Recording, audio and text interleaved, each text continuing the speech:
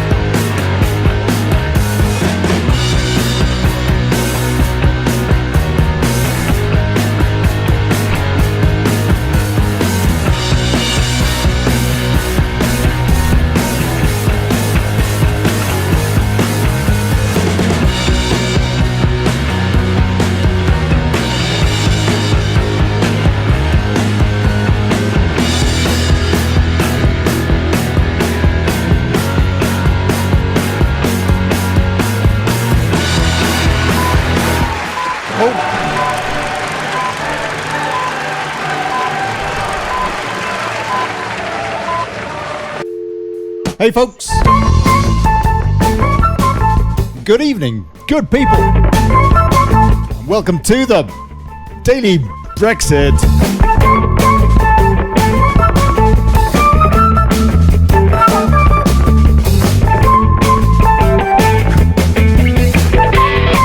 Holding democracy to account, fighting for self-determination and exposing plutocracy. I'm Olly Connelly. Thanks for turning up.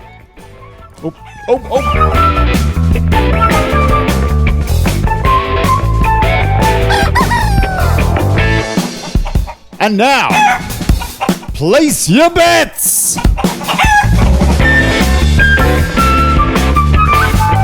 Will she quit? General election, short extension, long extension, veto. Polish veto, Italian veto, Hungarian veto.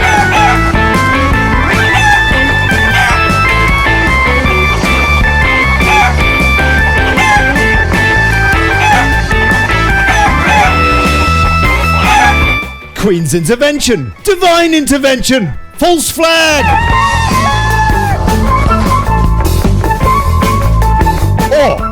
Or true Brexit on WTO terms.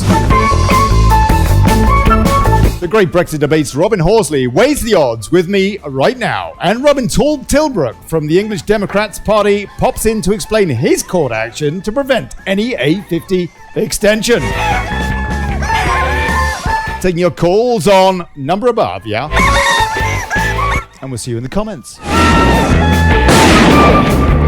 Please support the show, which is sorely broke, by the way. PayPal.me/Brexit. Big cheers. Here's to us. And yeah. Let folks know we're talking, we're thinking, we're watching, we are active.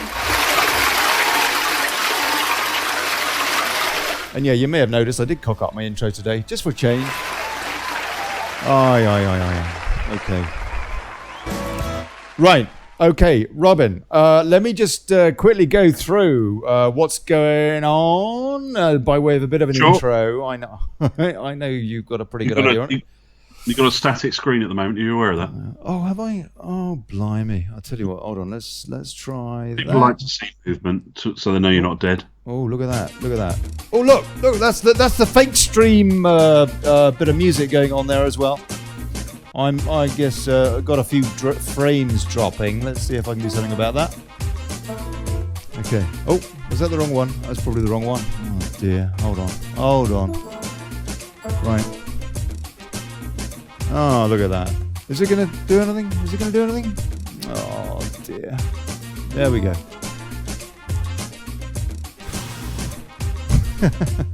Thanks, Robin. Yeah, I'm using a new bit of software, and it is a bit just pernickety, trying to work out the right frame rate and what have you. We're streaming out to YouTube as well as Facebook, and I've got a very tight pipe going up. Oh, blimey. Excuse me. Right, okay. Telegraph, Bildergraph, whatever you want to call it. They are leading on. Donald Tusk suggests EU will only grant Article 50 extension if MPs back Theresa May's deal. And we'll have a look at, I don't know, what's this HuffPost take on it? They're saying Brexit delay possible if MPs back Theresa May's deal, says Donald Tusk. The move will pile more pressure on the PM, and she is due to talk in about 56 minutes' time. And I'll keep the show going to have a listen to see what she has to say. Of course, I guess she might be late. Well, I mean, she's late. She'll be late for her own funeral, that woman. European Council President Donald Tusk has said Brussels will agree a short delay to Brexit if MPs back Theresa May's deal. Oh, blimey, what's going on in there? Everything's going cock up. Right. It comes after the Prime Minister wrote to EU leaders asking them to extend Article 50 to June the 30th, as she struggles to get her withdrawal agreement through Parliament. I believe a short extension will be possible, he said. Well, look, this is what he said. Today, I received a letter from Prime Minister dear. in which she addressed... Oh, blimey. Oh, look at that. Okay, we're back to Daily Chaos. We are clearly back to Daily Chaos. Let me just get rid of that and see if I can... and right, to extend... Let's listen to see what this old bloke, unelected technocrat to say?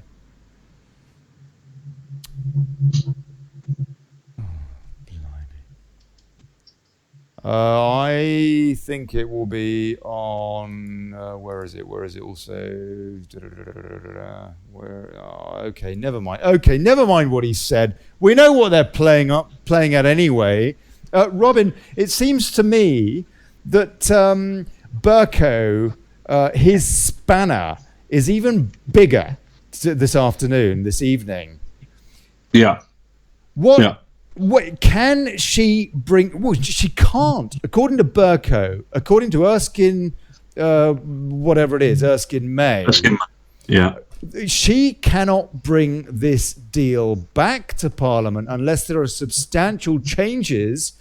The EU would have to approve those changes, which would mean them climbing down. I can't see them doing that. How can she get that deal back to Parliament? Unless Burko just completely rips up the rule book that he only yesterday set in place. Yeah, that is the difficulty. He could do that, and I think there was talk this morning that they would just represent the deal to Parliament and kind of and stare him out really and see what he said. But I think things have changed a lot this afternoon. I'm not entirely sure where we're going to at the moment. There's a lot of pantomime going on, and there's been. I mean, I've been watching on and off Parliament, the goings on and off all afternoon. I think there's a massive pantomime going on, but we can maybe explain what's been happening this afternoon in a minute, if you like. Yeah, let's do that. I'm just trying to get your image on the screen here. I'll have to come back to that and see what I can do. Let's see a couple of other takes on it. The Express have got some late breaking news, which I don't know if we're going to get anything interesting in here, but I haven't really seen this yet. Theresa May rejects meeting with backbench Tory MPs ahead of leaked speech outside number 10. That's the speech coming up in about 53 minutes. Theresa May's rejected demands to attend a meeting of backbench Tory MPs ahead of a landmark Brexit statement outside number 10 later this evening. The Prime Minister had been asked to address a meeting of the 1922 committee, but has rejected the influential backbench group as the Brexit crisis deepens. Ireland's Taoiseach Leo Varadkar earlier fanned the flames of suspicion. The Prime Minister will make a statement outside number 10 this evening, the second time the Irish government has let slip Theresa May's Brexit plans before officially confirmed. Mrs. May did not attend tonight's 1922 committee meeting despite repeated requests that she turns up to speak to her MPs. Maybe she didn't want to be booed, Robin. I mean, I don't know. They're in turmoil now, aren't they, the Tories? Yeah, I'm not sure what to read into that at this point. Yeah, it'll certainly upset them a lot. I don't know if you're aware what happened this afternoon, but Keir Starmer on the Labour benches put forward a under Standing Order 24, which is a procedure which allows any member of Parliament to address the chair, the Speaker, and to request an emergency debate. A sort of, a very, very quick emergency debate, right, basically, which he did this afternoon.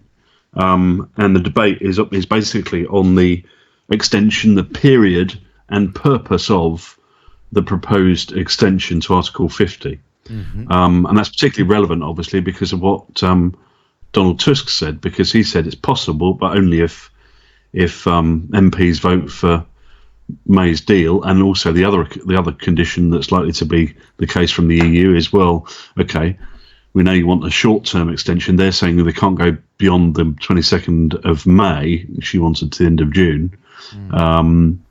But they also, what the EU have said, we need to understand what you want it for, not just that you want an extension, what you want it for, what's your proposition.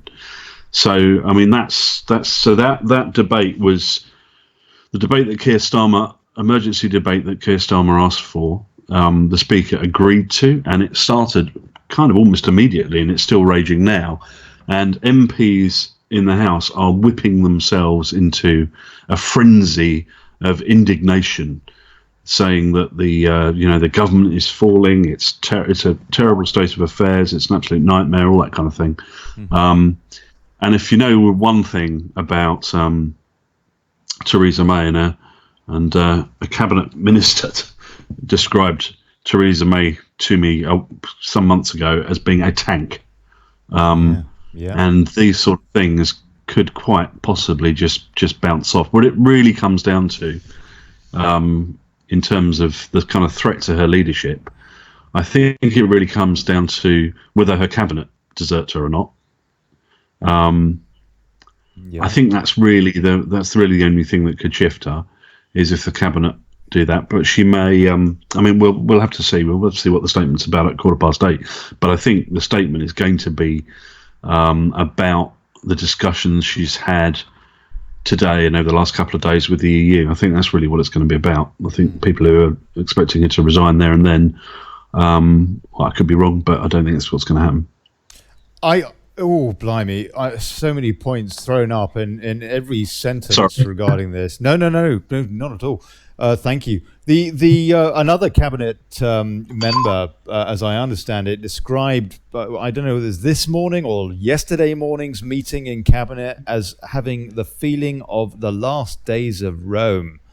One thing that occurs to, well, probably everybody is how do they square this circle between some kind of an extension to the end of June, and yet we would not, if the EU get their way, have any MEP representation?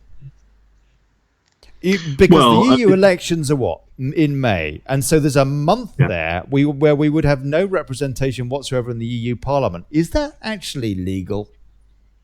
Yeah, well, I don't think it is, and that's the thing. If you look at Leave, the campaign group Leave Means Leave, they've already spent money on this with a fairly senior QC, I think, who has whose opinion is that it's not legal to go beyond.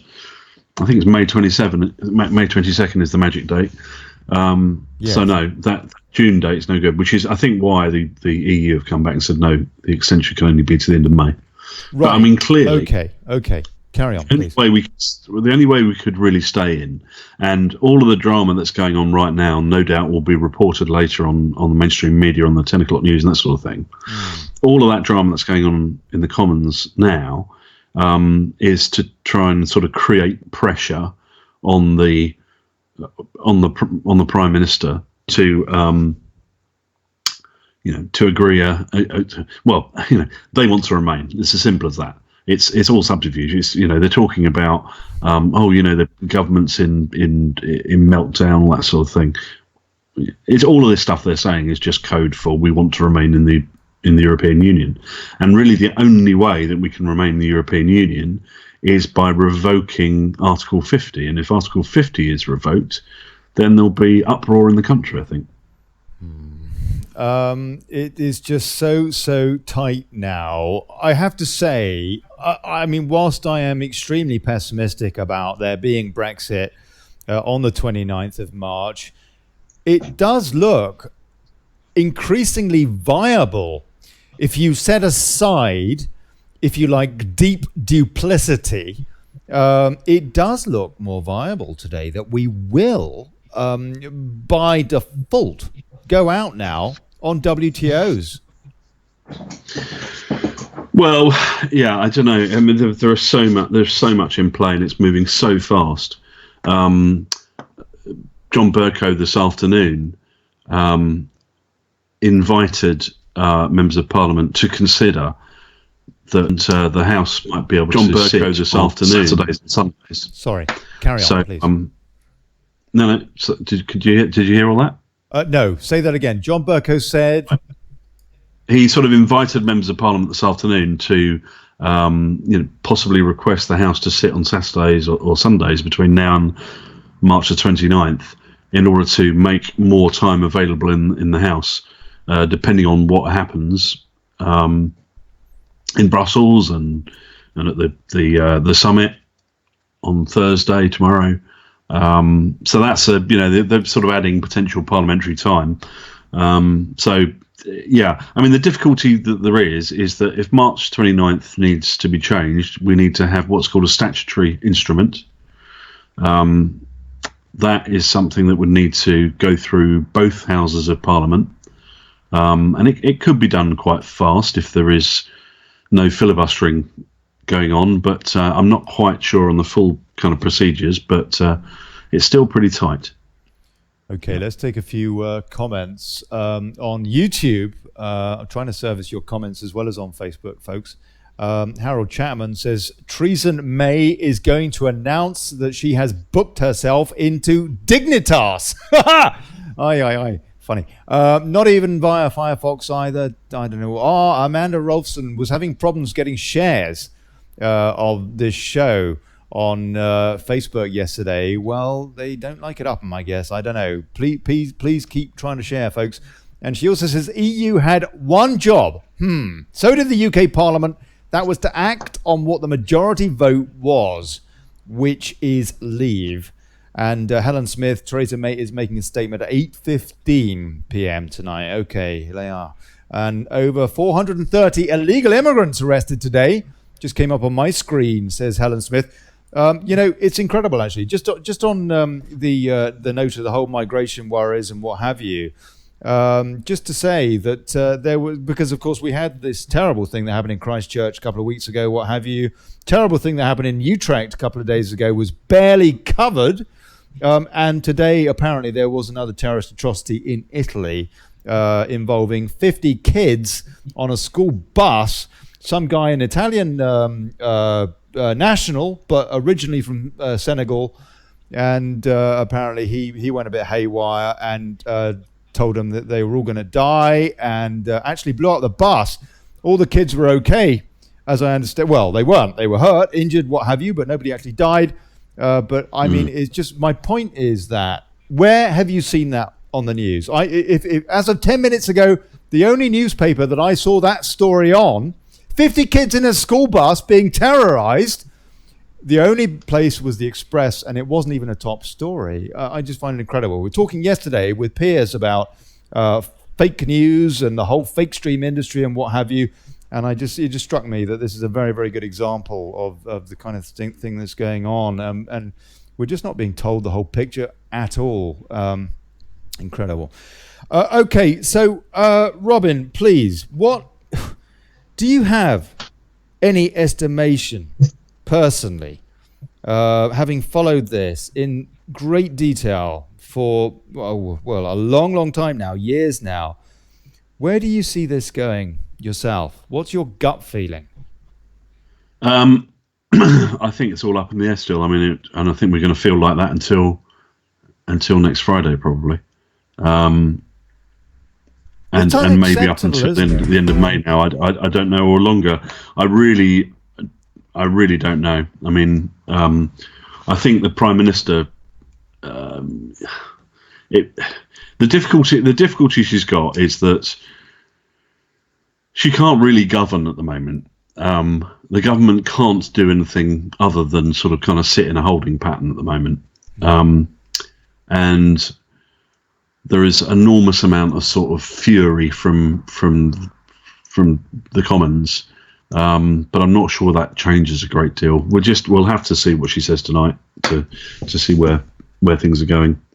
It is absolutely... Sorry, I can't give major insights, I'm afraid. No, I mean, you see, this is it. I mean, this is just unbelievable. It just beggars belief that we could be in this situation where, what was it, 1,000 days ago, near us, damn it, we voted something, yeah? We voted something which so resembles, according to that pamphlet that went through everybody's doors, that we all paid for, despite the fact that most of us didn't want what was said but in that pamphlet, i.e. to stay in the EU, else it would be Armageddon, goodness knows else what.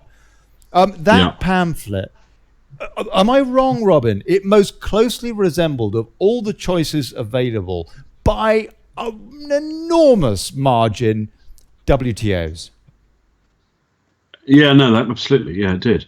There was the sort of talk,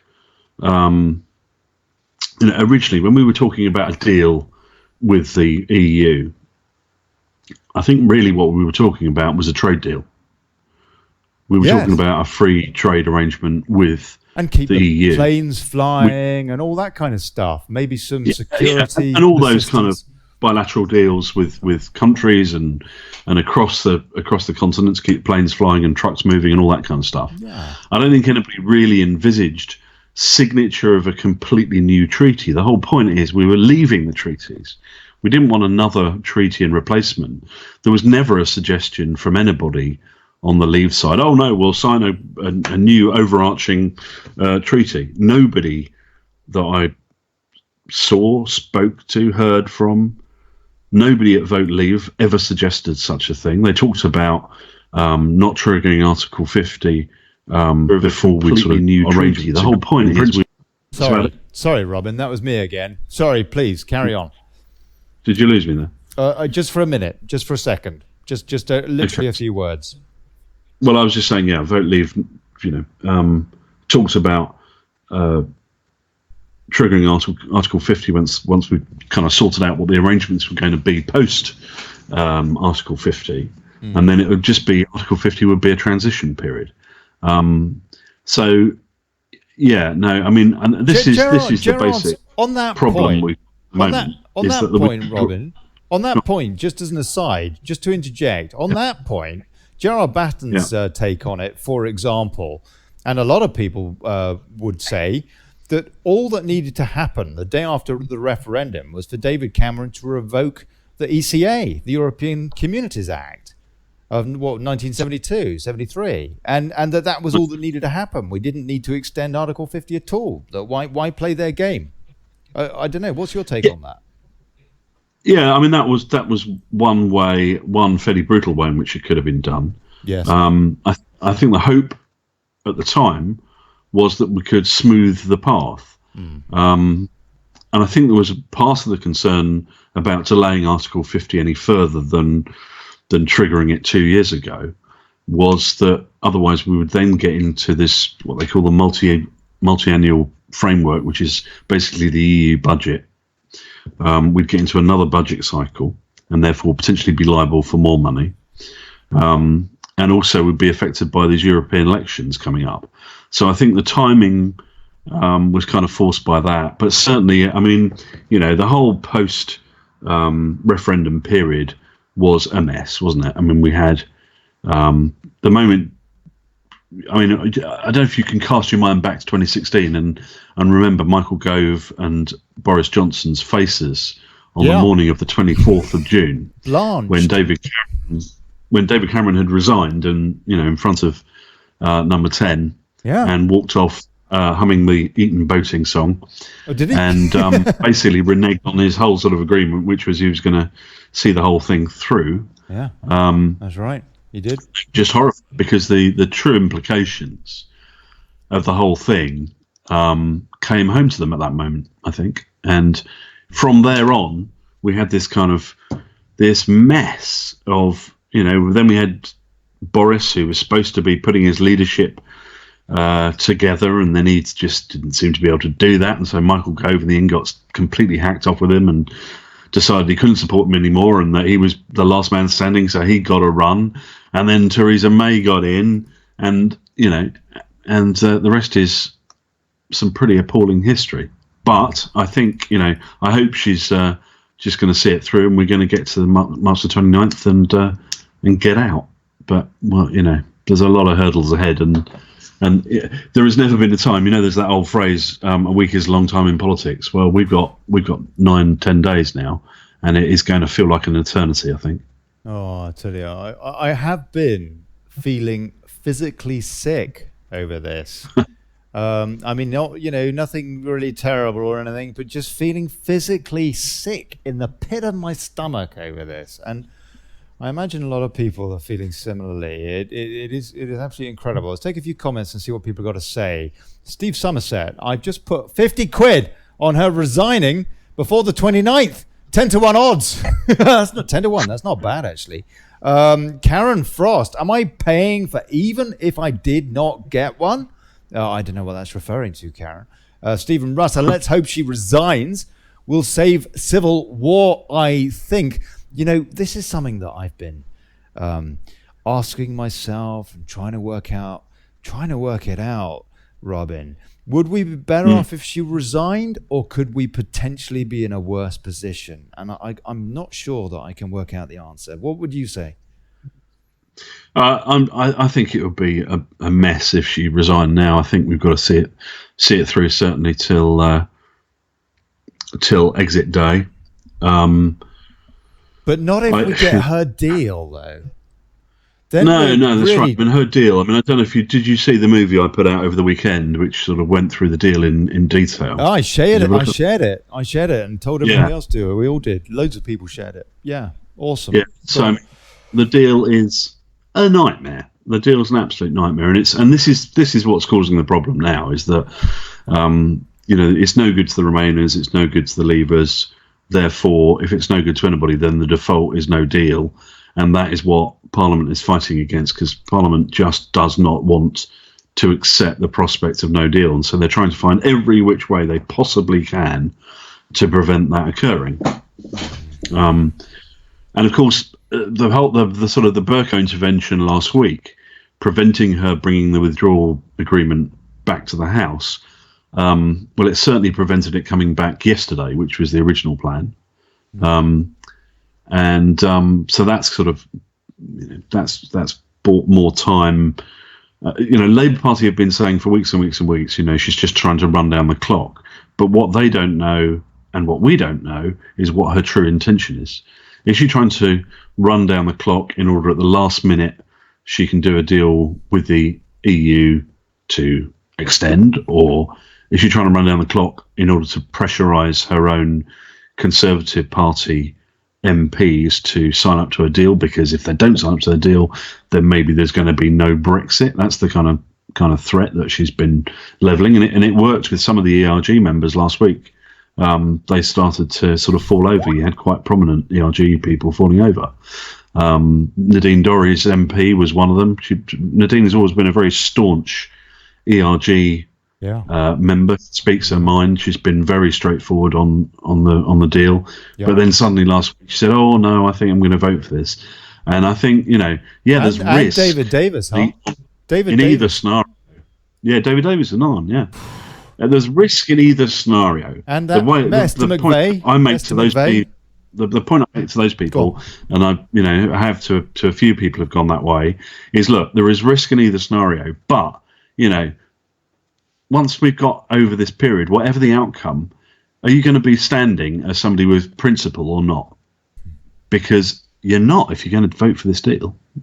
People are just, the public know. The public understand what the matter is of the deal. And just in case they didn't, I put that video out, and that's got to, I don't know, I think it's got to about 300,000 or 400,000 people that have watched that. Maybe more now. I'm not quite sure, actually. Maybe more than that now. Do me a favour, please, and give me a link to that. I'd like to play it right now, or if not right now, after we have a chat with Robin Tilbrook, who I guess is going to be calling in a couple of minutes. If you could find that, I'm just going to read some comments. Ray Evans says, "Country will erupt, and all hell will break loose if we cannot leave." Yeah. God. Simon Hughes, 10,000 EU army coming to London on Brexit shows they're trying to keep us in. Simon, do you believe in coincidence? Yeah. I wonder. Yes, as I understand it, as I have read at least 10,000. I've also read reports of 40,000, but I think it's, I don't know. But I do know that there's a sizable number of military personnel from across the continent that will be exercising with the British army and RAF, whatever, from the 30th, the day after Brexit Day. We got all these foreign troops on our soil. I'm going to be in Parliament Square on the 29th, and possibly, I don't know, maybe I might start living in a bus shelter there or something, see what happens. Don't really want to be confronted with foreign troops in my capital city. Thank you very much. Lee Lewis, it's not a deal. It's a capitulation. Yes, it is, Lee. Well said. David Laddie, May is a surrender monkey. Alice Hunter. Hey, Alice. The deal was voted against, and she can't just write and ask for an extension. I really don't see how she can take that deal back to the Commons, then to, as Tusk has asked, then to go back to the EU after what Bercow said yesterday, unless she can make significant changes. Define significant. Well, it's got to be something more than it was last week, hasn't it? How she can get away with that, I have no idea. It seems to me, as Karen Frost says, 9 days left. They've kind of run out of time for any of that malarkey. But then again, as Robin is saying, there are other options available possibly to these bunch of anti-democrats, non-representative morons that constitute the House of Commons and the House of Lords and the civil service and the media. Simon Hughes is to keep pressure on all the Commons for a bad deal. Gary Bolton, she's delaying for the Lisbon Treaty. Ooh, blimey. Robin, what does that mean to you when you hear that? What, the Lisbon Treaty? No, there's a lot of nonsense been going around the internet for weeks on the Lisbon Treaty. Well, he says she's delaying. He says, Gary said she's delaying so that we get cornered by the Lisbon Treaty. So you don't think so? No, I don't think so, no. Go back and actually read the Lisbon Treaty rather than the stuff that's been flying around the internet. I don't know what's been going on, but for weeks there's all kinds of disinformation been going on about the Lisbon Treaty. I kind of suspect it is our opponents that have been putting it around in order to confuse the life out of everybody. But just go back and just read the Lisbon Treaty actually, and so I've sort of. Is it not the case, though, that the Lisbon Treaty, for example, consumes or seeks to consume our military? Yeah, no, absolutely. The military part of the Lisbon Treaty was set out a long time ago, and it's since then the government have signed up to a lot of the. A lot of the EU structures. If you talk to the people to talk to about that are Veterans for Britain. If you go and look at their website or their Facebook site, they are the people who are very hot on that, and they go and follow their site. They'll update anybody who's particularly interested in that part of it. Okay. That's quite an important aspect. Alrighty, let me see if I can. I'm just going to turn off your image for a sec because I don't want to show your telephone number on the screen whilst I do this. I'll get that. Let's see if here we go. Okay, I've got the link for that, and now you can come back, and I will try and play this this piece that Robin put out over the weekend. Let's have a look at it. Here we go. The Prime Minister claims that we're leaving the European Union on exit day, currently set to be March the 29th, 2019, but which could now be delayed. However, if MPs vote for what is inaccurately called the withdrawal agreement, we will not in reality be leaving the European Union at all. As Article 7 of the text states, we would be treated as a member state in provision of union law, but one without the ability to nominate, appoint or elect members to the EU institutions or to participate in decision making. Neither would we have any vetoes on EU laws or decisions. This international treaty, keeping us in the EU, could extend as far as the end of this century before we did actually leave, regardless of the Northern Ireland backstop. Throughout that period, we would be bound by all international agreements the EU makes. We would be bound to EU tax rates, such as on VAT, and to pay pensions to ex-EU employees free of tax. We would only be consulted on common fisheries policies, but would still be bound to the EU's decisions. We would not get our fishing grounds back. The level of support we give British farmers would be limited to 2019 levels, even if the EU substantially increased support and priced our farmers out of the market. And the EU would have control of state aid, even beyond the end of the treaty, which would greatly limit the ability of our government to be able to help our industries. And despite it being a manifesto commitment of over 80% of elected MPs to leave, we would still be inside the EU customs union, and would also be making a commitment to stay in a customs union even after the treaty had ended. The cost of remaining in the EU on these terms is the highly publicised £39 billion. The Attorney General, the highest government legal authority in the UK, estimates we only legally owe £8 billion. We would also pay additional unspecified payments beyond the year 2020. This does not in any way constitute leaving the EU, nor is it a transition to a new trade agreement as is claimed, because no future trade deal has been agreed. If members of Parliament were to vote for this next week, they would make our nation a vassal state. They would betray democracy and all of us. 52% voted to leave the European Union, and the 48% certainly didn't vote to remain like this. Some people will try and say that the content of this video is untrue, but you can verify it yourself by downloading the withdrawal agreement from the government's website. Unfortunately, our members of Parliament are not aware of the trap that we're walking into. They typically receive tens of thousands of emails every month. The only way we can hope to get this message across is by sheer weight of numbers. So please, share this video with everyone you can, and find out who your MP is, email it to them, and post it in reply to their recent posts on their Twitter and Facebook pages. Your actions could make all the difference, and quite literally, save our nation. Thank you. Okay, so I've pinned that on. I've pinned that address at the top of the comments in Facebook, and I'm going to do it right now also on YouTube. My lords, so I've hesitated. Please, Robin, thank you. Yes. Just make one point. Excellent video, by the way. In the early part of that movie, I had picked up one of the clauses which has actually been replaced. The transition period now will last for a maximum of 3 or 4 years, unless we go into the Northern Ireland backstop, in which case it could be indefinite. So there's a slight change. It is written in the notes beneath that on Facebook and YouTube for that video, but I just for the sake of propriety, I should point that out. I mean, it doesn't make a big material difference to the whole thing. I mean, essentially, what it means is staying in the EU. Simple as that. Yeah. Yeah. Okay. That's where it is.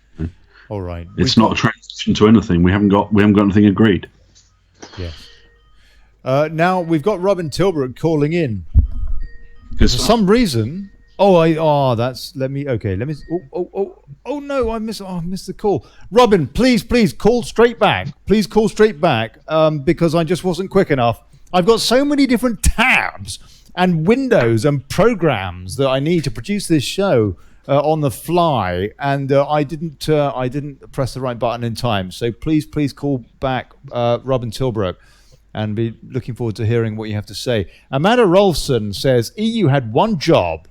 So did the okay, we've already had that. Helen Smith, I expect that a wall will be built in the sky for the planes to fly around. Amanda Rolfson, nothing if all were Muslims, it would have been over the bloody media. They are trying to force integration upon us. Harder they push it, further apart we become unacceptable. And it is true that they're pushing it on us. Whatever you think about it, whatever your views, the fact is that is true. And the proof of that is, for example, Jean-Claude Juncker singing the praises of Coudenhove Kalergi, which he does. He says he's one of his political heroes. And that was the vision of Coudenhove Kalergi, to basically confuse us all, the hell out of all of us, by mixing us all culturally. And you could argue that it is a kind of a cultural genocide by the back door. I'm not saying that these people shouldn't want to improve their lot and all the rest of it. It would probably help if we stopped bombing them.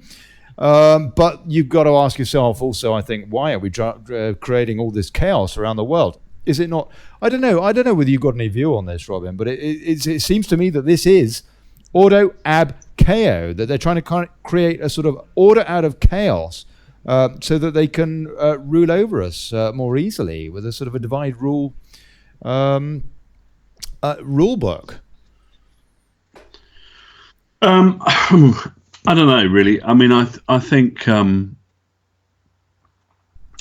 are certainly some disturbing aspects going on. To really understand the motive, I think you have to look at the idealism or the ideology that the kind of true believers have, and I think that really comes back to the fact that they're globalists. And I think there's a lot of kind of efforts going on to control population, I think, at a globalist level.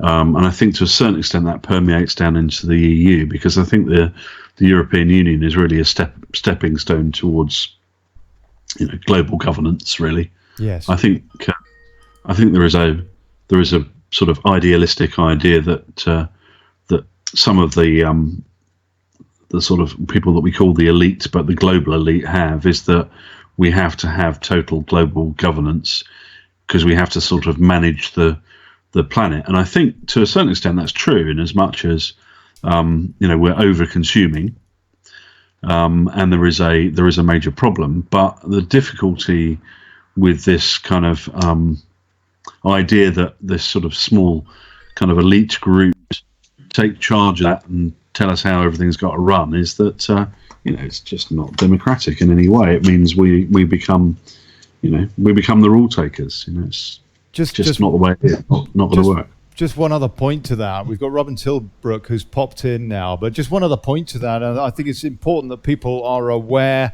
that Theresa May signed the UN Migration Compact. And whereas I imagine people watching this show would have a pretty good idea of that, the average person, in fact, practically every person that's watching the BBC tonight will have no clue, because the BBC, as far as I'm aware, never even covered the story, at least until after she'd signed in Marrakesh. But anyway, okay. Robin Tilbrook, good evening, sir. Can you hear me? Hello. Hi, Robin. Me? Yes, yes, I can. Please speak closely to that microphone to help me with my audio levels. Now, you are the chairman of the English Democrats Party, as I understand, and you're very upset with any proposed extension to Article 50, and you, to the extent that you wish to challenge this as a solicitor yourself in the courts. What is it that you see as being the legal case here? Right. Well, we all of us on the Leave side were rather cross with Gina Miller when she brought her case originally. Yes. But since then, of course, we've had reason to rethink that, perhaps. Yes. Because what she got decided by first the High Court, then the Court of Appeal, and then the Supreme Court, was that notices relating to the EU, such as, for instance, the Article 50 notice, could only be served with the authority of an Act of Parliament. Mm-hmm. And, of course, the fact is they then got an Act of Parliament, the EU Withdrawal Act of 17, which is quite a limited act. It just simply says that the Prime Minister shall have power to serve the notice. Mm-hmm. And that's the basis on which the Article 50 notice was served. But for her to now say that she wants to serve a notice asking for an extension, I think is actually illegal and unconstitutional. What would you say about that, Robin? Would you agree? I haven't a clue. I'll defer entirely to the other Robin on that. It is going to be very confusing. We've got two Robins. Yeah. That's right. This is like Robin's Nest round here. The two like an English country garden. Okay. I mean, we certainly don't like it. Is it? It's not cut and dried, though, is it? It's not cut and dried. For one thing, the British judiciary, it seems to me, is not always playing fair. Well, it is certainly true that the selection process for judges has become quite politicised. Tony Blair brought in, he's then Lord Chancellor Derry Irvine brought in a rule that was basically saying that you can't become a judge or get promoted as a judge unless you can demonstrate, in the words of the Judicial Appointments Committee, a lifetime's commitment to equality and diversity, which was obviously put in, as Derry Irvine said at the time, to, he said, ensure that nobody with reactionary views could be appointed to the bench.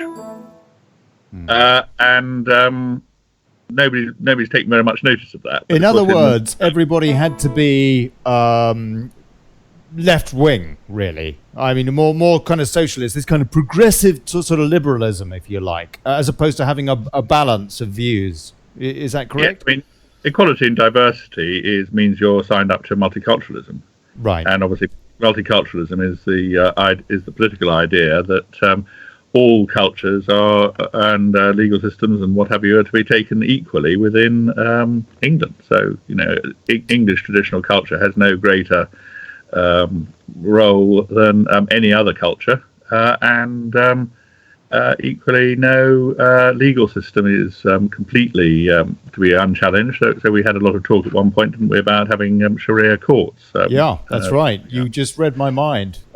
Look, I don't want to get too off topic tonight, though. No. I hope that you're going to come back on the show one evening for a full hour next week. Indeed, I'd be very, very interested to ask you about Sharia law and whether or not what is the truth of that, and are we upholding British law, frankly, and all the rest of it. But I don't really want to get into that right now, because people are very, very fascinated about this. People want to know. Alice Hunter, for example, Robin has started the legal opposition to May's extension to stop her, and people are very, very excited about this. Brian Reynolds, May will come out with many threats and send Project Fear through the roof. She is holding Parliament to ransom, but hopefully it will totally backfire on her. If you're going to challenge any extension to Article 50, it surely is going to require a barrister or maybe I don't know, 2 or 3 or what have you, with their teams. They're going to have to be the top-notch whatnots in the land, I would have thought, to be able to fight the kind of folks that they would be up against with the government. Surely this is going to cost an absolute fortune. Well, it will certainly cost a fair bit. Just the opening stages of bringing a judicial review cost about £10,000. But I think it's not unrealistic to think that the whole case would cost about £25,000. And that is using reasonably good barristers and so on, so that we would have a reasonable chance of winning. The reason I think it can be done for as little as that, it may not sound like as little as that, but it probably is by comparison to some of the cases that you get with judicial review. But the reason I think it can be dealt with on that basis is because actually the law the constitutional law involved here got enormously simplified by getting a Supreme Court ruling in the Gina Miller case, which is really quite clear cut in terms of saying that it was actually absolutely required for there to be a full act of Parliament before Theresa May could have any authority to serve a notice under Article 50. Now, what's happening at the moment is she's talking about serving another notice under Article 50, and she may already have done it from the way that the BBC are reporting it. And that notice is a request for an extension of time. She has no authority from Parliament to serve that notice.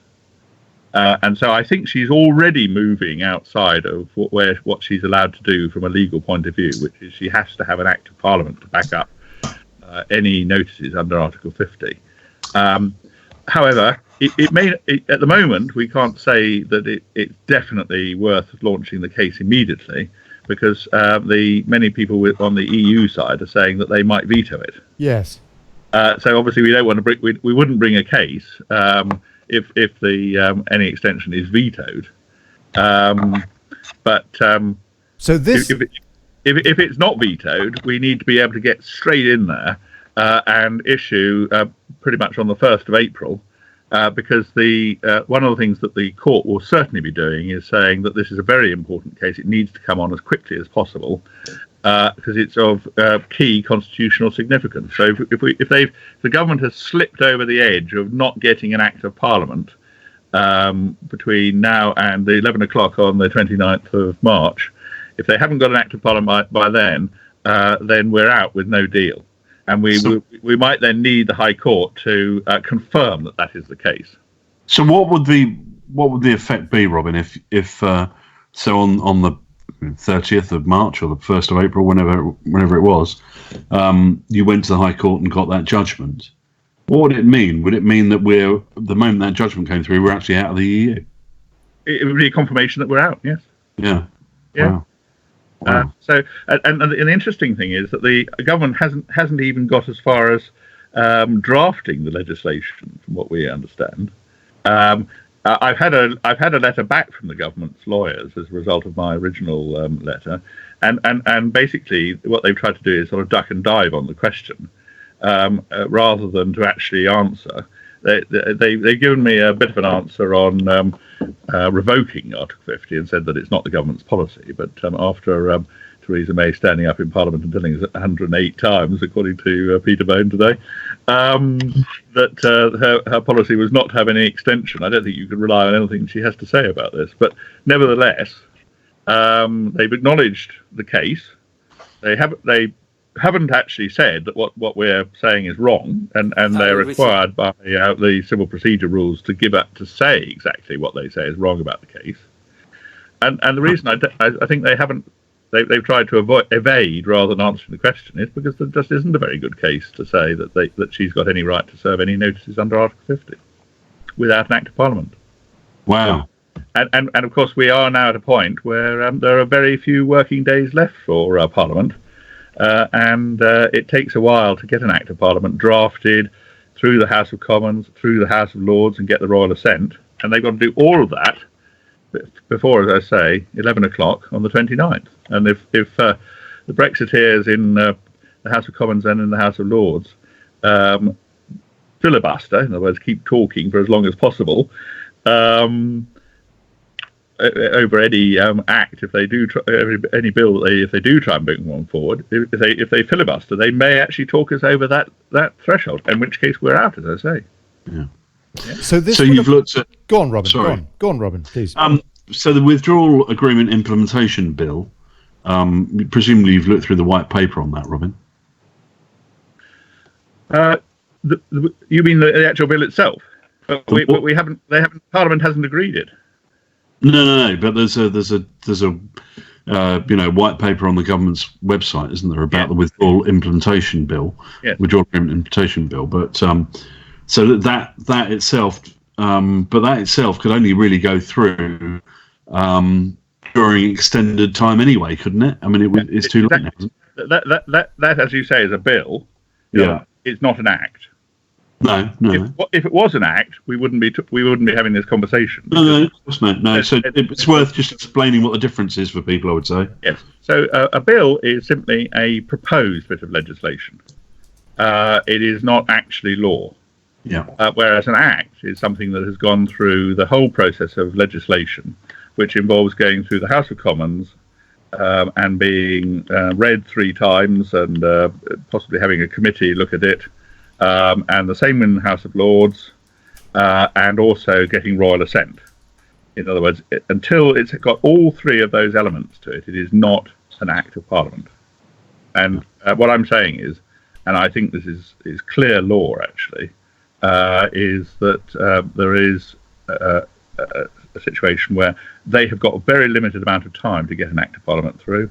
It's already much less time than they would normally allow for any uncontroversial act, or relatively uncontroversial act. This is, of course, as bad as controversial as you could possibly get, and they've got virtually no time to do it. And obviously, the longer Theresa May spends talking to the EU people and trying to persuade them to agree extension, the less time they've got to pass any legislation. So I'm all for there being a long conversation with the EU and then a rejection, perhaps. But if there's a long conversation and then they say, yes, okay, you can have an extension, I think we still may be in play, because at that point we'll be able to say, well, actually, no, you haven't got an Act of Parliament. Whatever you're doing is void. So how confident are you can win that case if you bring it? Well, it depends on the situation, of course. The position is, if the position is that they've gone over the end of the 29th of March, and they haven't got an Act of Parliament, I'd be very competent. Yeah. Somebody was asking me about, or talking to me about this cliff edge that they kept talking about at one point, and I was saying, well, it's possible that with this case, we'll get them to the cliff edge, and then we'll be able to nudge them over it. Well, you're doing something right, Mr. Tilbrook. Charlotte Jameson says, I like this, man. Bit of a crush. I was hoping that was me. Charlotte, I was just about to Now, suggest we go for dinner or something. Mr. Tilbrook, I was asking Robin his opinion on what might happen with this deal now, with May's deal, because a couple of days ago we thought, well, I don't know that we did think, but we were told, or it was suggested by Bercow, that it was dead, assuming that the EU wouldn't back down and that it wouldn't be substantially altered and wouldn't be coming back to the Commons. Now, any extension... now this is slightly different. I appreciate that. But now it looks as though that deal cannot come back to the Commons. And yet, well, can it? Do you think that somehow, this is an aside, do you think that somehow Bercow can backtrack and that we might be subjected to what, in my opinion, is the biggest horror story of all, that we have this vassalage via that deal imposed upon us? Yes, I was been saying to people when they say vassalage, you need to remember that the vassals are the knights and the lords, whereas what this will be is more like serfdom. They'll be like the villeins in the village are not allowed to come off the land and have to work for the lords. In other words, the EU. Right. As far as Bercow's ruling is concerned, he was undoubtedly right.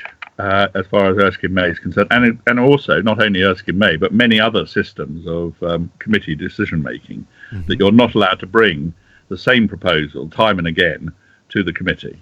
So the fact that people are talking about it being an old ruling, it is true. It was originally quite an old ruling, and the last time it was actually ruled upon by a speaker was apparently in the 1920s. But the point is that no government since then has attempted to bring back the same resolution time and again. So he was right on that. But the point is about Erskine May is it's a compilation of the standing orders of the House of Commons, and the House of Commons by majority resolution can change its standing orders.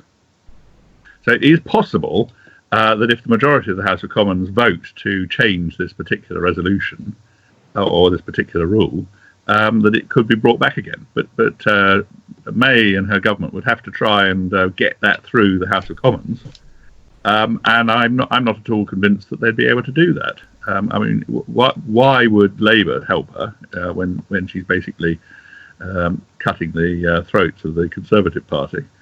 Well, they might. I don't know. I mean, they might argue a whole bunch of different stuff. But just because that is surely worst case scenario. Ultimately, is how the relationship changes. Are we actually leaving, or is it just some sort of a relationship change? Is it Brino? Is it utter subterfuge? And that appears to be what most people in this unrepresentative chamber want. And therefore, I find that extremely frightening. Would there be any legal recourse if from the British people to the so-called British government, if that deal was to be passed by Parliament somehow? Well, when we say passed by Parliament, it has to become an act. Yes. At the moment, it's just a bill, as Robin was saying earlier. It hasn't got through. Yes. And that has to happen before the 11 o'clock on the 29th of March. I don't think there's much prospect of that happening, but you never quite know what will happen in politics. I mean, who would have guessed we'd be where we are now? A few months ago, it's just absolutely ridiculous, the state which Theresa May's got us with her so-called deal. Although I gather that, just on the topic of calling it a deal, that the EU are not calling it a deal. They're calling it a withdrawal treaty. Yeah. And I think that's quite an important difference, really. They aren't thinking that it's something that we're just agreeing. They're thinking that it's something that's going to bind us forever. And of course, they're doing a very similar treaty, or trying to get a very similar treaty with Switzerland at the moment, which has basically the same effect on Switzerland as it would have on us. It's a much shorter document because they haven't got all the withdrawal stuff, and they haven't got anything to do with the backstop or anything to do with Northern Ireland in there. So it's a shorter document, but it's basically, in terms of the way it operates, is exactly the same as the backstop would be. And of course, the reality is, if we go into this deal, we will be stuck in the backstop in all probability. Because why would the EU give us something that was slightly better than, from our point of view, and slightly worse from their point of view, than the backstop? The backstop's the ideal position from their point of view. We're stuck in it forever, and as I say, it's a sort of surf. Very briefly on this next question, please, sir. But what is your opinion on the validity of the backstop argument? You mean what the Attorney General's been saying about it, that we would be stuck in it? Well, as I understand it, it was Tony Blair that went off and had a chat with Macron and drummed up this idea to throw a spanner in the works with this backstop, this Northern Ireland problem, that there has to be a border. And yet the Irish government, even Varadkar, who is such a Europhile, it's incredible, is saying that they would not impose a border. We are saying we would not impose a border and in any way jeopardize the Good Friday Peace Accord. But the EU are sticking their oar in, saying, "Oh yeah, this is a big problem, big problem. We've got to have the backstop." Aren't they just politicizing the whole thing? Definitely. But what they're trying to do, using the Northern Ireland argument, is get us into the same kind of arrangement as they're trying to get Switzerland into.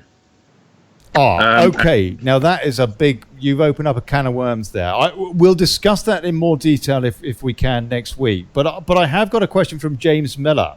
Ask him why the Queen has not stepped in yet. Well, obviously the Queen's, throughout her reign, has avoided getting involved in political controversy if at all possible. Yeah. I mean, this is about as controversial as you could possibly imagine. So yes. The idea that the Queen would step in and do anything, I can't see that, really.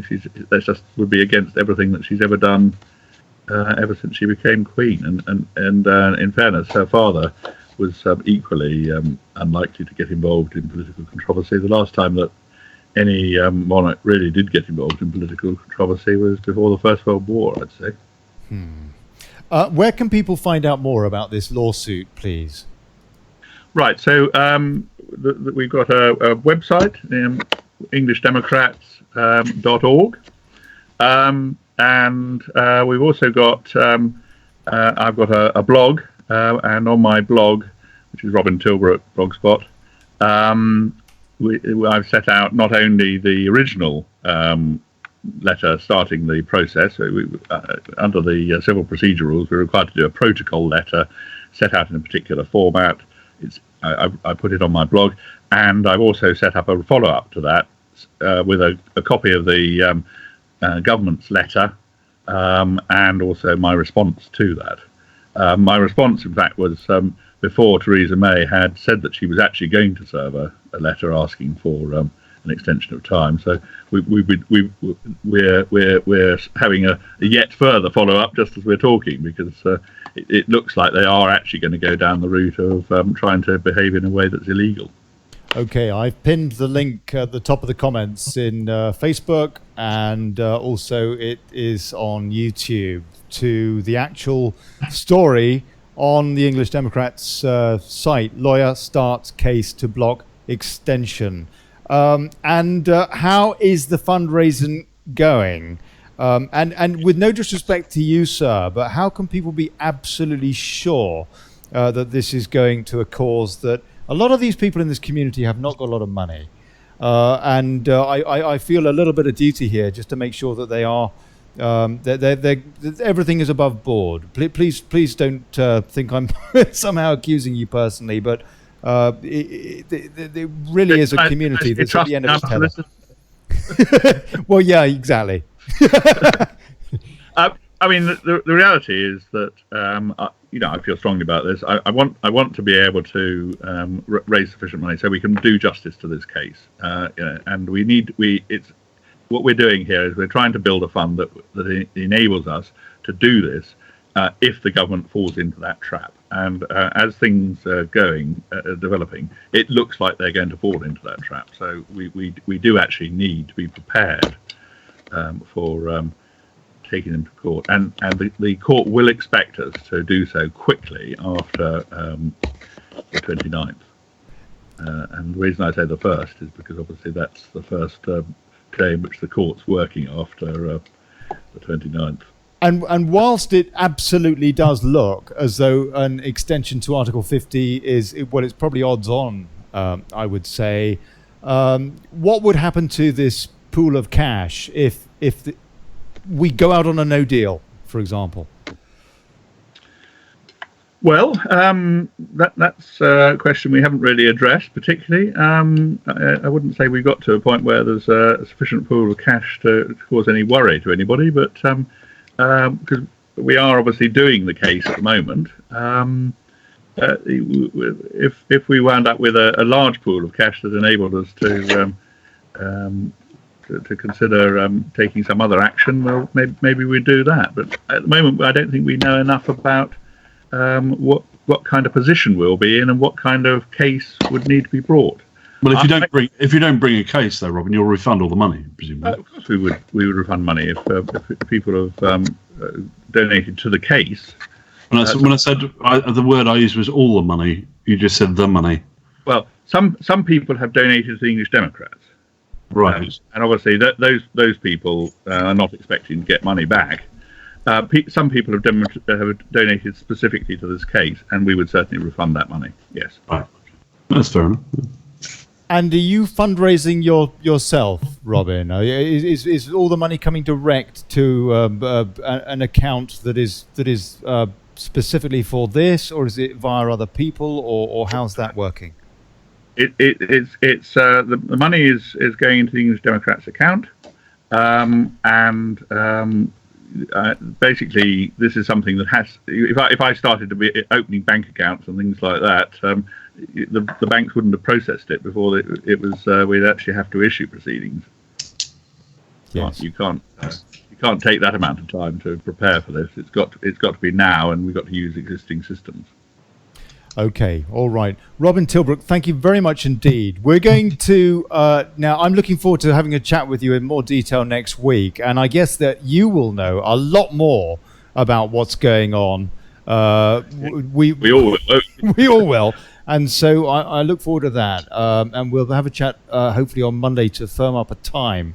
If you'd like to stay with us, you'd be very welcome. We're waiting to hear from Theresa May, outside number 10, giving us some sort of an address on the fact that she's going to tell us, I'm really sorry, but I've been lying all the time, but I'm going off to the EU because I've got a nice job over there, and I'm going to leave Boris in charge. No, I'm going to leave Amber Rudd in charge. Can you imagine? You'll be very welcome to join us if you want to, sir, but I don't know where I'm going to find that. Has anybody got a link to Theresa May outside of number 10? If you do, please throw it over. And what would you be expecting her to say, Robin Tilbrook? Well, I don't know. I thought it was quite interesting listening to her reaction in Parliament today. Because basically she was trying to say, wasn't it, that it was actually MPs that had caused the problem. In other words, she was trying to blame Parliament itself or the House of Commons, for the position that she's in, and that may indicate that she's basically losing patience and giving up, because it sounds to me that it's a bit of a sort of throwing in the towel type of remark. It's possible that that's what's in the back of her mind. I don't know. Who can say with her? Okay, I've got the I've got this on the screen now, the press conference, and that's not outside number 10, it's inside number 10. And as soon as she comes out, we'll have a look and see what the old girl's going to tell us. And yeah, okay, let's take a few comments. Amanda Rolfson says, Robin, surely the damn EU keep altering things in the Lisbon Treaty. Would this create a situation where eventually it becomes null and void? Leaders signed up, yes, but surely EU need the okay of the 28. There's no question mark there. I think that was a question from Amanda. Yes. Do you want me to answer? Please. Yes. There's two parts to any extension to the Article 50 notice period. One part is within Article 50 itself, which basically says there has to be a unanimous agreement of all the 27, not the 28, because we're not involved in the in that decision. There has to be a unanimous decision of the 27 member states, and that decision is taken in the European Council, which is the meeting of the member states, and chaired, as it were, by Donald Tusk.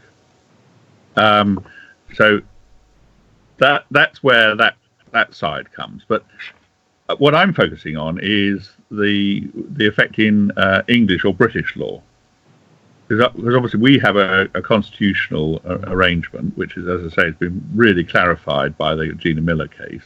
Mm-hmm. I think people would probably have said that the law was pretty unclear in that area before Gina Miller came along. It's now very clear and would be very difficult for the government to overturn. Basically, they'd have to get the Supreme Court again to rule differently to what it did with Gina Miller, and I don't think that's at all likely. Mm-hmm. But as far as English or British law is concerned, the Article 50 does say that any notices have to be served in accordance with domestic law, and of course that's our situation, and that's where we'd be going to the High Court. If we were trying to challenge the way that the EU was dealing with, or Barney or whatever you was dealing with Article 50, we'd be having to take it to the European Court of Justice.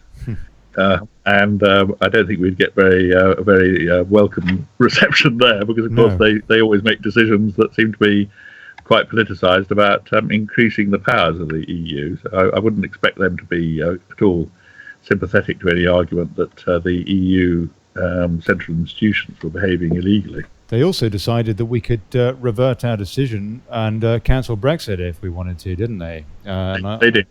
And one of the reasons why I phrased the originating letter, the protocol letter, in the way that I did, was because I was trying to block off both the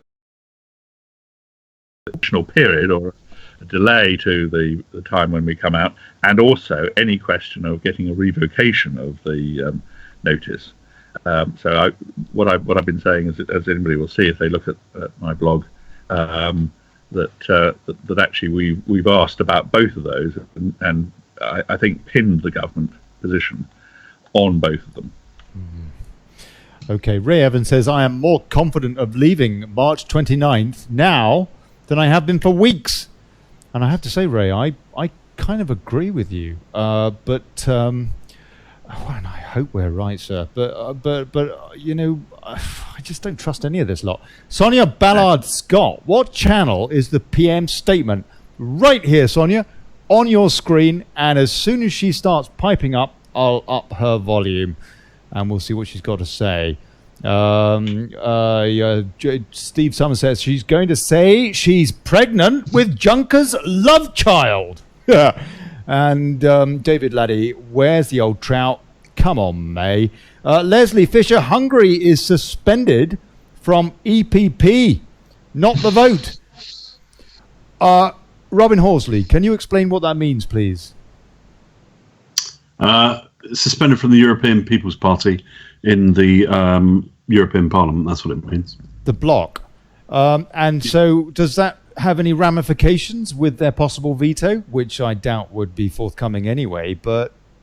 No, I don't think it does. I may be wrong, but I don't think it does. Okay. No. No effect at all. Good. It's not actually Hungary that's been suspended, it's the Fidesz party, isn't it? Oh, is it? Right. Orban's party. Out of interest, what would you say, Mr. Tilbrook, to the idea that Italy might veto any possible extension of A50, which would be beautiful in that it would negate the need for your court case? But what would you say to that story that's being bandied about, not least of all by Nigel Farage? That'd be good, because obviously at that point it becomes much clearer. However, you've got to bear in mind, in terms of blocking things off, the one thing that the British Parliament could do from a legal point of view, as you were saying earlier, is they could revoke the Article 50 notice, and that doesn't require any consent from any other EU governments. And that's part of the reason why I started the case off on the footing that we were trying to block off both extensions to Article 50 and revocations of them. Robin Horsley, what would you say to this this possibility of Italy vetoing, or possibly somebody else, such as Hungary, or maybe Poland, but I wouldn't have thought so because they're getting billions at the moment from the EU. But what would you say to this general idea? Doesn't sound very likely to me. As you just said, we're a net contributor. I can't quite see. I mean, what are we going to offer those people to do that? It's not buy loads of pizza. The government are not going to offer them. What's the ERG going to offer them? It's.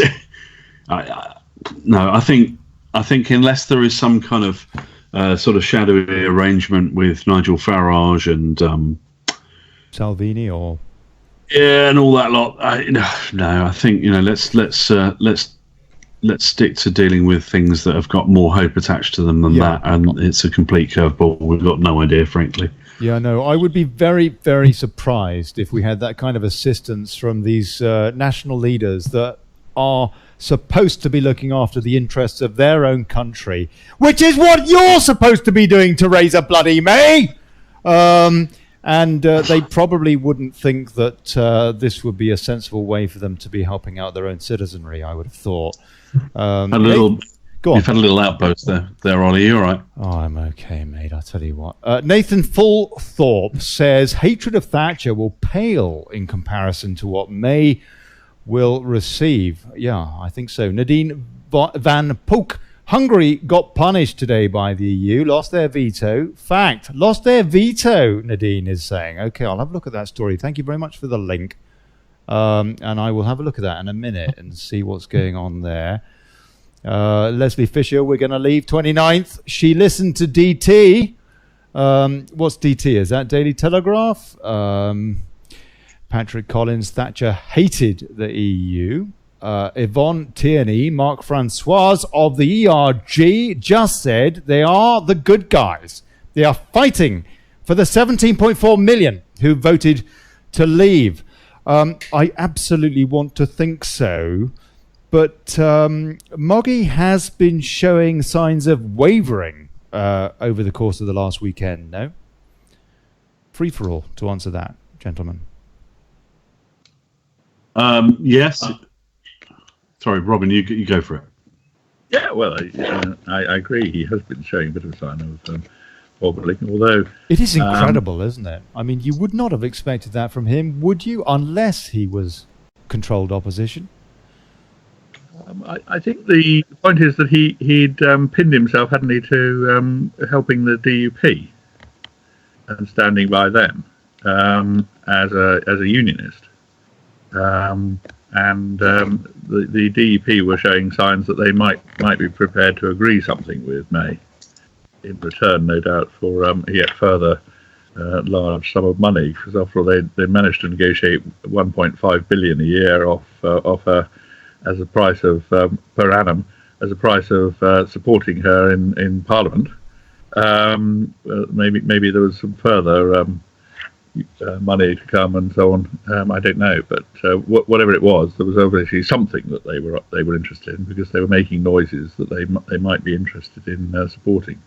And then that was the point at which Bercow came in and said that they weren't going to be allowed to bring it forward again. So that threw a definite curveball as far as the government were concerned. They were expecting to be able to keep on getting House of Commons to vote on it until it did actually vote for it. Well, it's interesting actually, because the sequence of events appeared to be that the talks had broken down in the afternoon with the with the DUP, and then this complete curveball came in from Bercow. That's what's reported. I mean, it may have been the other way around. It may have been the Bercow thing they had warning of beforehand, and that was what threw them into a state of kind of confusion. But I think actually, as far as the reporting was concerned, the thing collapsed with the DUP before that anyway. Did it? Right. I hadn't seen it. Okay, Yeah. we've got no Theresa May still yet, but she'll probably be walking up to that podium in the way that she walks, looking as though she could do with a Zimmer frame, because she's got no backbone. But in the meantime, RT is reporting, and thanks for this tip, Orban's party suspended from European Parliament bloc over ongoing feud with Brussels. Hungary's ruling right-wing party Fidesz has been suspended from the centre-right European People's Party bloc, the EPP, as growing confrontation between Viktor Orban and EU leadership comes to a head in the European Parliament. After serious debate over Fidesz's fate in the transnational EU bloc, the EPP has voted to suspend the party rather than kicking them out altogether, as some had called for. Are we seeing bully boy tactics from the EU here, Robin Horsley, or are we seeing the EU doing what they should be doing? In what respect? What do you mean, bully boy tactics?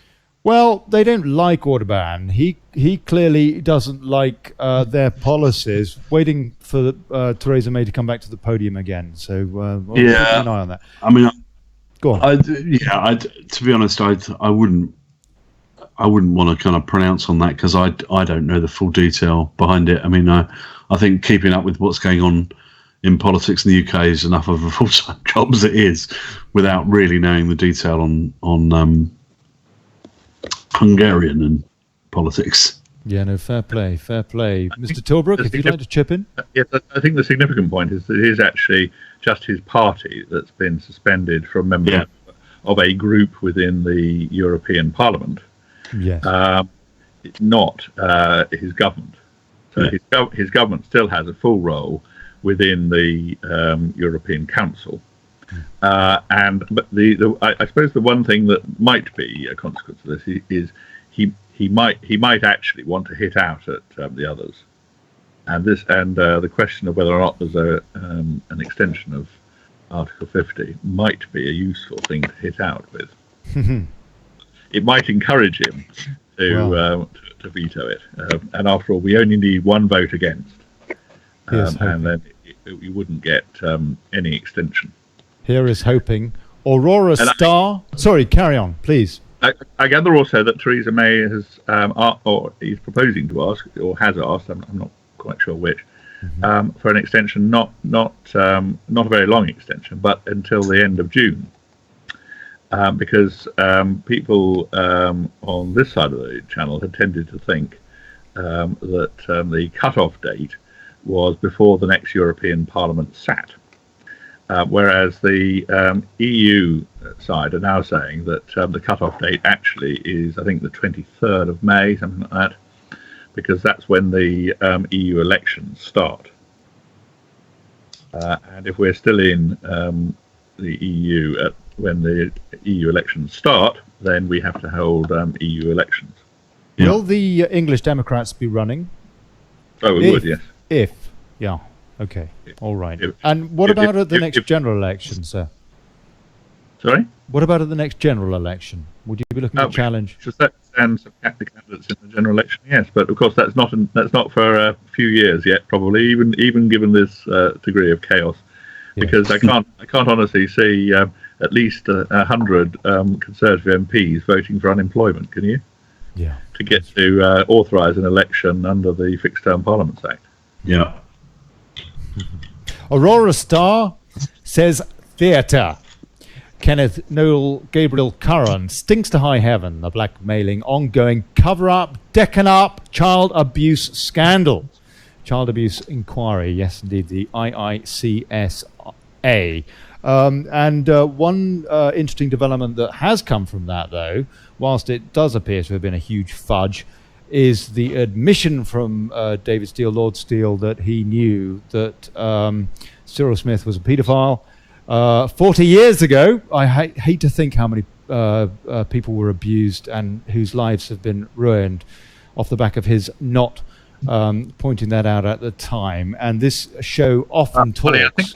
I think to be fair, I ought to say to you, please, you perhaps ought to qualify that because he hasn't actually admitted that he knew he was a paedophile. He's admitted that he knew that, or he was told.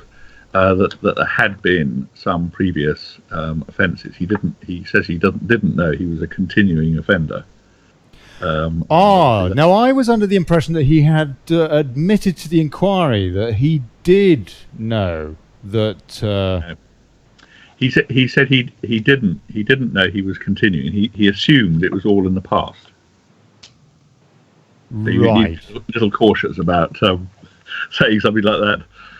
I would actually not be entirely worried if I was sued and ended up in court discussing this. I don't think that they want it discussed, do they? Particularly in light, the same era, for example, of Tim Fortescue, Ted Heath's whip, in the same office as Kenneth Clarke, Elder of the House now, who admitted that the government blackmailed child rapists, MPs, depraved MPs, into supporting the government. And that he admitted a long time ago, Tim Fortescue, Kenneth Clarke's colleague. So it seems to me that this is a debate that the establishment do not want. I wouldn't be too bothered if I ended up in the dock discussing these things. I doubt very, very much you would go there. Am I nuts? Well, it's possibly a little risque, rash, shall we say? Okay, all right. Okay, Steve Richards, Olly, can you ask the leader of the English Democrats how many in their party and what following they have got? Thanks, Robin, Mr. Tilbrook. We've got about 4,500 members, obviously we're building up, but 4,500 is a reasonable number, but it's not as many as we'd like.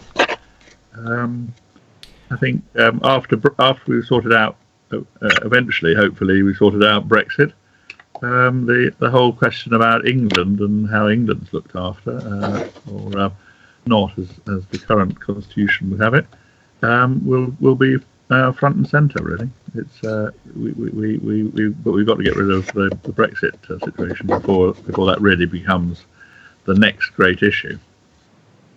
What do you think of the Brexit Party?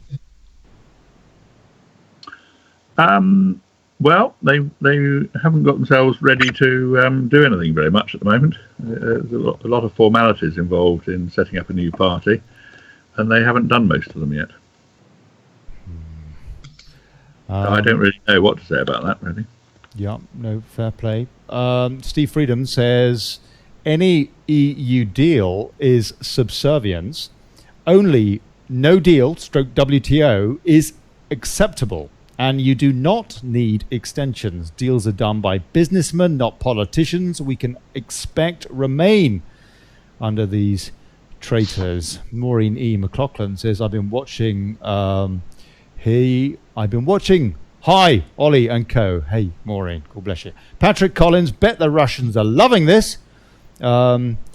Well, I don't know why, really. I suppose they could be. I mean, actually, you know what? Anybody that believes in freedom should be wanting to get out of the EU and to seeing the whole thing absolutely implode. Helena Mary Reynolds on Sky News now talking about the statement the Prime Minister is going to deliver in Downing Street shortly, and we're waiting for that statement right here. As soon as Theresa May pops out, I'll pop up the volume. Get on to Mr. Cleese and co. That's a chat within the chat. Tell Robin good luck with his case, says Jamie Mitchell. So I have. Amin Ahmoud. May's delayed her speech till 4 a.m. hoping we will all be asleep. I don't know whether he's joking. I think he is joking. I'm pretty sure he is joking. Dan Pepper trying not to get my hopes up. A smart move would be to say we are going WTO, jump on a plane and see if Juncker and co change their tune. It would also turn public opinion 180 degrees on Theresa May. Finally, some gumption. But no, this is going to be a nothing burger. She'll announce that she's asking for an extension until the 30th of June for the public good, and reasons why a longer extension or leaving next week won't be good. In other words, she's going to do what she always does, ignore common sense and barrel on head first into a wall of her own making. I think he's basically right there, Robin Horsley, no? Yeah, I think so. These things tend to be a big disappointment. Although I wonder what's going on, why we've got this. Well, it's quite a significant delay now, 15 minutes delay. Maybe she's having to be reprogrammed. It's an oil break, yeah. Oh, they plugged her in. She ran out of energy, and they've plugged her back into the mains to give the lithium a bit of a boost. If you wanted to, did you want to go with that clip that I produced earlier? That's about 3 minutes long. We can discuss that in the meantime, if you like. Yes, Robin. I now hold on a sec. Let me do this in a way that chat. You should. Okay, I'll just see. Let me see if I can get the chat open. Robin, I can't see the link. Would you mind messaging it to me on Facebook, and I'll be able to find it that way? Yeah, I'll do it right now. Thank you. I appreciate that. And she is still due. There you go. Let me just refresh the page on that. This is a studio production without a studio producer, people. Yeah, which is why I'm looking into the wrong webcam. And so just bear with me, but I'll pull up this.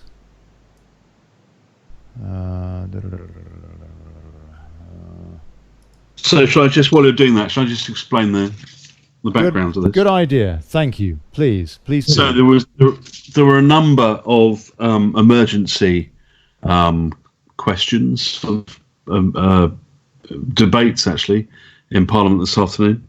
There was a debate which was initiated by the ERG, which was talking about the joint committee, which sort of oversees basically the withdrawal agreement. If we did sign up to the withdrawal agreement, the joint committee would. How would you put it, Robin Tilbrook? You know how this works, probably, don't you? Have you looked at that part of the withdrawal agreement? I haven't, but obviously I'm working solicitors. I've spent most of the day dealing with my clients' cases. So thinking about this. All right, we'll leave that then. So the second thing that was going on was lots of discussion about no deal. So there was an emergency debate at which the Brexit minister, or one of the Brexit ministers, was asked to come to the House and make a statement, and then answered questions about no deal planning, basically. And I thought it was very interesting because I thought the mainstream media are not going to pick this up. This is not the thing that's going to make the news tonight. It'll be Theresa May's statement. But actually, this is very significant. And that's what this clip is all about. I don't know if you're ready to play it, are you, Ollie? Robin, it hasn't come through on Facebook. Well, I probably missed it. I put it there ages ago. Did you now? On Facebook, not Skype. No, Facebook, as you asked. Okay. I've just done it again. You got it there now. Look in the Facebook comments. You'll see it's at the bottom there. Oh, in the comments. Okay, sorry, I was looking at Messenger. Jolly good. Right. Right. Sorry. Me. Yeah. Oh, okay, all right. So, that first Wrong point, one. is that not about arbitration? Is it not an arbitration thing? Is that not the worry that who arbitrates any problems between the UK and the EU going forward? Is that not the concern that was raised? Yeah, the issue was to do with the joint committee, essentially to interpret the withdrawal agreement. There is a joint committee which has members from both parties. It has people from the EU and people from the UK, but it is headed up by a civil servant, an EU civil servant, a UK civil servant. But they, under the withdrawal agreement, are given quite a lot of power, an enormous amount of power actually, to create law, which is one of the things the ERG were talking about. And of course, the whole interpretation in the case of a dispute, it is the European Court of Justice, which Mr. Tilbrook has just referred to and has explained is highly politicised. So it effectively means, rather than having an independent arbiter making decisions in the case of disputes, you have the ECJ, you have the European Court, which is the EU side making the overall decision on who's right and who's wrong. So it was kind of an opportunity for the ERG group, and you had all the usual people from the ERG there, to kind of expose what's going on, what that element of the agreement's about. But I can see you've got the other video up. So what I did was Chris Heaton Smith, is it? I can't remember his name. Yeah, something like Heaton that. Harris, Yep. sorry, Chris Heaton Harris, who is the exiting the EU minister, and he's a Brexiteer, by the way.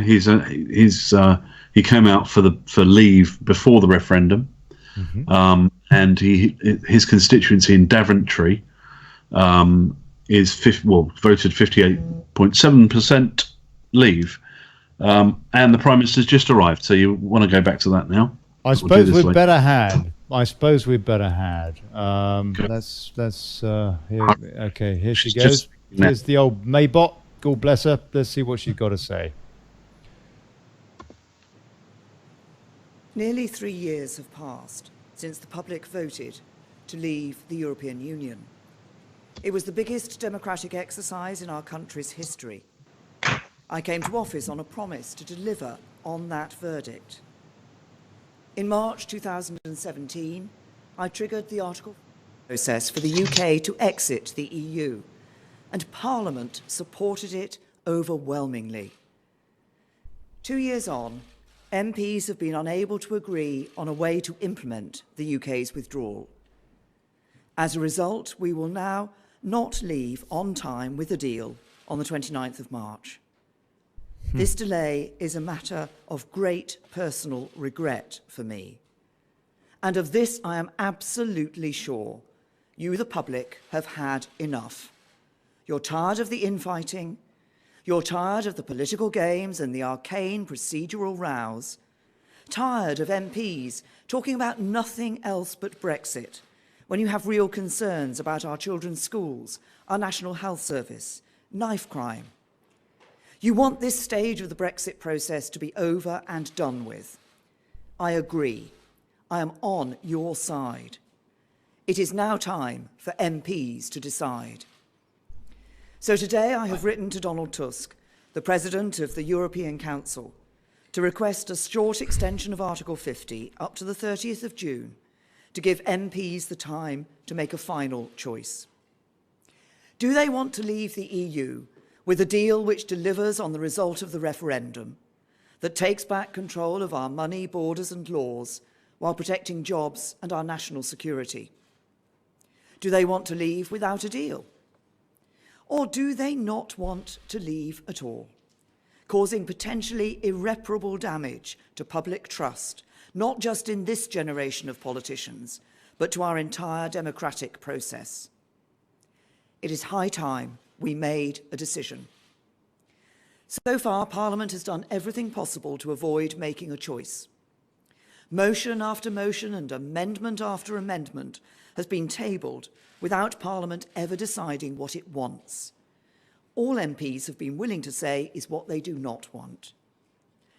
I passionately hope MPs will find a way to back the deal I've negotiated with the EU. A deal that delivers on the result of the referendum and is the very best deal negotiable. And I will continue to work night and day to secure the support of my colleagues, the DUP and others for this deal. But I am not prepared to delay Brexit any further than the 30th of June. Some argue that I'm making the wrong choice, and I should ask for a longer extension to the end of the year or beyond, to give more time for politicians to argue over the way forward. That would mean asking you to vote in European elections nearly 3 years after our country decided to leave. What kind of message would that send? And just how bitter and divisive would that election campaign be at a time when the country desperately needs bringing back together? Some have suggested holding a second referendum. I don't believe that's what you want, and it is not what I want. We asked you the question already, and you gave us your answer. Now you want us to get on with it, and that is what I am determined to do.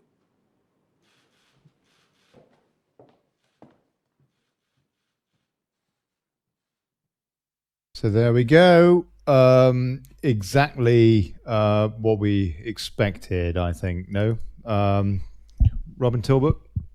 Hold on a sec. Sorry, I had your faders down, gentlemen. Robin Tilbrook, any surprises there? Does this in any way change your lawsuit? I suppose not.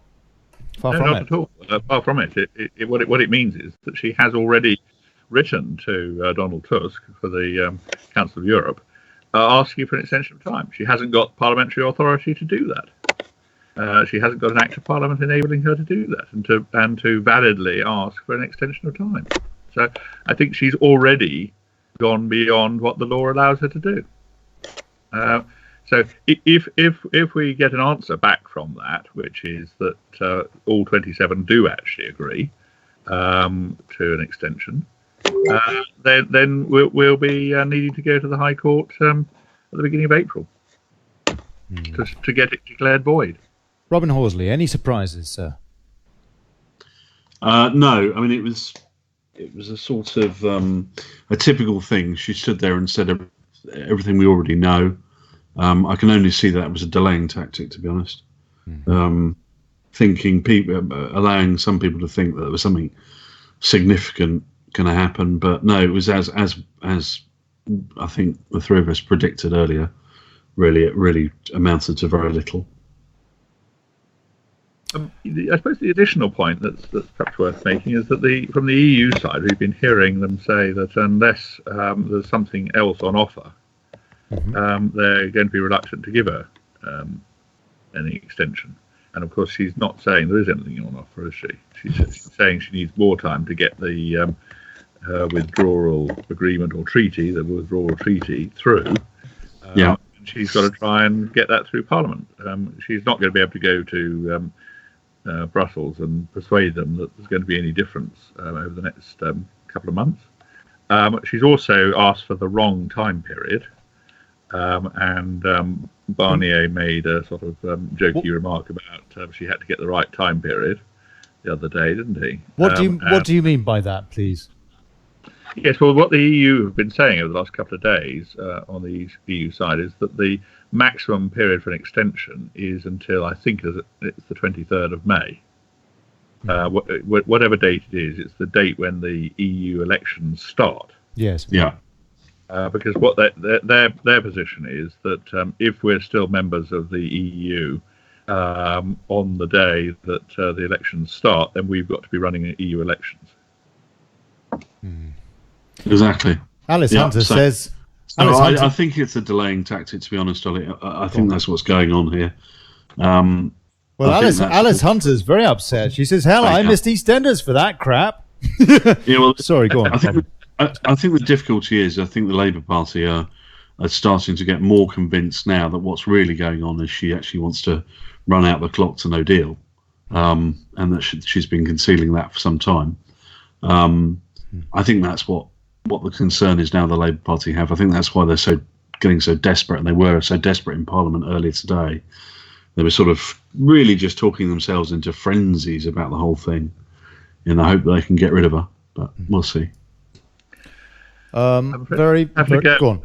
Yeah, thank you Robin. very much indeed, No. Robin Tilbrook. Thank you very much indeed, sir. And we'll talk next week and work out something for you to pop in, I hope, and with a bit of an update. Well, I guess I know a bit more over the weekend, whether or not she's been forced out. But that does, I guess, Sadly, look that's not good. unlikely. Yeah. And Anyway, thank you very much for having me on. And thank you look also, forward to Rob. discussing our constitution with you next week, sir, and with an update on this case. And please make sure that those donations are going into your account direct on behalf of the good folks that are watching this show. Thought I'd say that. Thank you, sir. Thank you.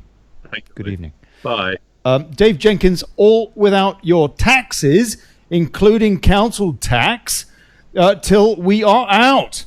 Steve Richards, Dominic Raab just said on LBC he would not be voting for Theresa May's deal, in brackets, treaty, unless the backstop goes. And a very good point. Thank you, Steve, indeed, for pointing that out as well, that Robin Tilbrook pointed out that this is not a deal as far as the EU are concerned. It is a treaty. That is a very good point, Robin Horsley, isn't it? Yeah, it is. I mean, it's it never has been. It never has been a deal. I mean, it has always been a proposal for a treaty. That's the problem. We're living in this perverse world where we're calling something a deal that is not a deal because it doesn't contain anything other than it's just a pathway to supposedly another arrangement afterwards. And then we've got to transition to something we haven't determined what it actually is. And then we have something which is no deal, described as being no deal, which is actually a whole bunch of different deals because tons and tons of stuff has been put into play. But I guess you can save my video on that for tomorrow now. Oh, I will do. Thank you, Robin Horsley. Can I say goodbye now? Yeah, thank you very much indeed, sir, for joining us again. God bless you. And for everybody watching, I think it's, you know what? I think it's beer o'clock. It is. Good night, Ollie. Good night. Good night. Thank you. See you next week.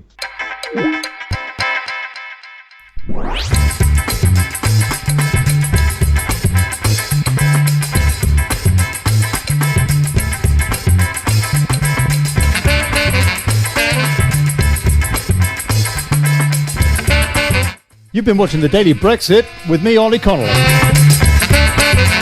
I'd like to thank Robin Horsley from the Great Brexit Debate and Robin Tilbrook from the English Democrats. And look at that, my video's frozen again. Oh, there you go. It's radio.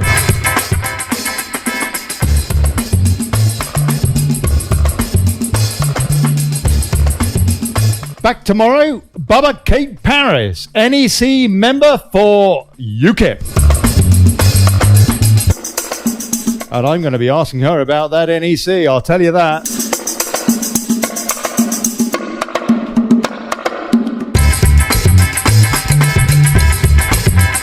And I guess I'll be asking her about the Brexit Party, what she thinks of all that, and indeed the kind of press harassment that she's been receiving from the likes of Guido Fawkes, which is pretty damned abhorrent, frankly.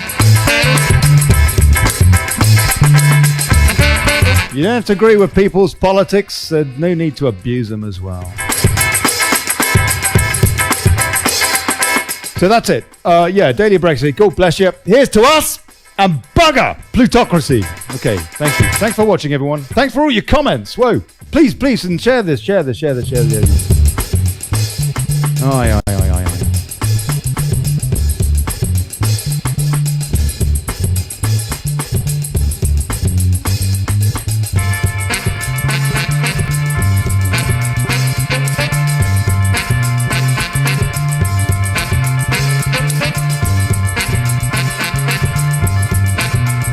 Oh, yeah. Hey, one other thing. 29th, people. 29th, Parliament Square. We've all got to be there. Clearly, she told us tonight, we have got to be in Parliament Square on the 29th. I'll be walking the last leg of the march from Chiswick to Parliament Square and then uniting with all Brexiteers. I don't care what your party affiliation is. We just need our country back.